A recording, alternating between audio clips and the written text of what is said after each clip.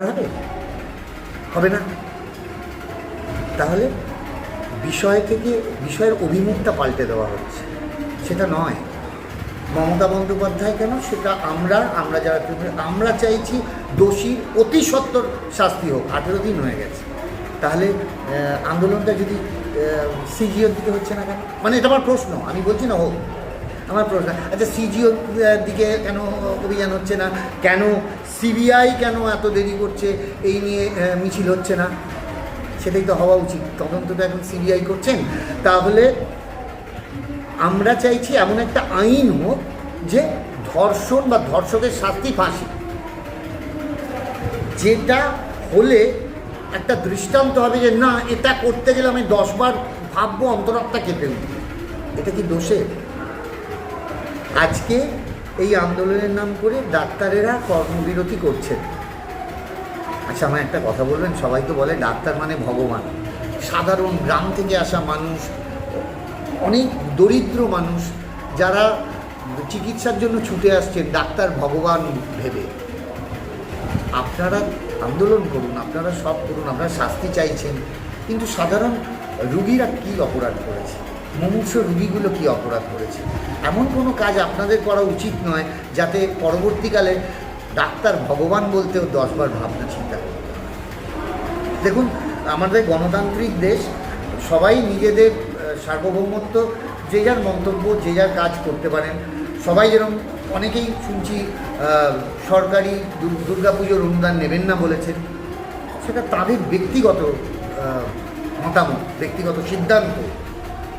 ভালো, তা যারা কর্মবিরতি করছেন শাসক দলের বিরুদ্ধে বা বলছেন, তারা সরকারি বেতনটা নিচ্ছেন তো, না নিচ্ছেন না? মানে আমার প্রশ্ন, বোনাস টোনাস যে হয় তো সরকারি, সেটা নেবেন তো, না নেবেন না?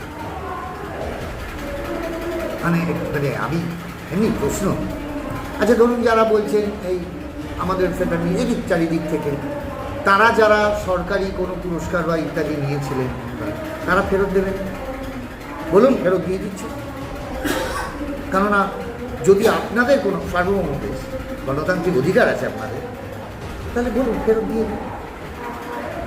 এত সত্ত্বেও আমরা আবার বলছি, আমরা দোষীদের দৃষ্টান্তমূলক শাস্তি চাইছি, এবং সেই আইন চাইছি যে শুধু পশ্চিমবঙ্গ নয়, শুধু আরজিকর নয়, শুধু মেডিকেল কলেজ নয়, সারা ভারতবর্ষের কোনায় কোনায় সমস্ত ধর্ষকদের ফাঁসি হোক। এটা আইন, এটাই চাইছি। আন্দোলনের প্রথম স্লোগান ছিল উই ওয়ান্ট জাস্টিস, কিন্তু তারপরেই মিছিল থেকে দেখা গেল স্লোগান উঠল মুখ্যমন্ত্রী।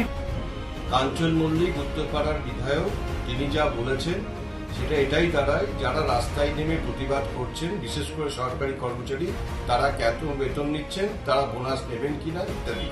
আমি কাঞ্চনবাবুকে বলতে চাই, যারা সরকারি কর্মচারী তারা কোনো অনুদান নেন না, তারা নিজেরা কাজ করেন, তাদের পারিশ্রমিক নেন। তাই কাঞ্চন মল্লিকের এইসব কথা বলার কোনো অধিকার নেই। আমি দেখছিলাম তিনি বলছেন ধর্ষকের শাস্তি চাই। কে এই কাঞ্চন মল্লিক? এই কাঞ্চন মল্লিক তো সেই কাঞ্চন মল্লিক যাকে কল্যাণ ব্যানার্জি ভোট প্রচারে নিতে চায়নি।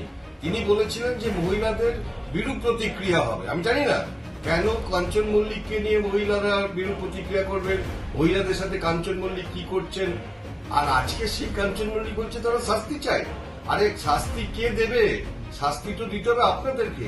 সত্যি কথা বলতে আমাদের লজ্জা লাগে, আমরা যারা শ্রীরামপুর উত্তরপাড়ার বাসিন্দা, এরা আমাদের এলাকার বিধায়ক হয়েছেন সুদীপ্ত রায়, তিনি রোগী কল্যাণ সমিতির এখনো চেয়ারম্যান হয়ে আছেন আরজিকর মেডিকেলের। আজকে তাকে তার অ্যাসোসিয়েশন থেকে সরিয়ে দিয়েছে, কিন্তু তিনি শ্রীরামপুরের নির্বাচিত বিধায়ক, এই কাঞ্চন মল্লিক উত্তরপাড়ার বিধায়ক। আমাদের লজ্জা লাগে, যারা তৃণমূল কংগ্রেসকে ভোট দিয়ে এদেরকে নির্বাচিত করেছে, তারা একবার ভেবে দেখবেন কি টাইপের জনপ্রতিনিধি আপনারা নির্বাচিত করেছেন। মালতী মাতা হাইস্কিং মিল আপনাদের জন্য নিয়ে এসেছে সম্পূর্ণ ঘরোয়া পদ্ধতিতে চাতালে শুকিয়ে তৈরি কৃষ্ণভোগ মিনিকেট, ডহর, বাঁশকাঠি, মহারাজা জিরাকাঠি ও দুধেশ্বরীর মতো উন্নত কোয়ালিটির চাল। মালতী মাতা হাইস্কিং মিলে প্রোপাইটার পবন নন্দী ও জীবন নন্দী। ঠিকানা সুপারা, চাদুর, আরামবাগ, হুগলি। যোগাযোগ নম্বর 7432074210 অথবা 8972452835।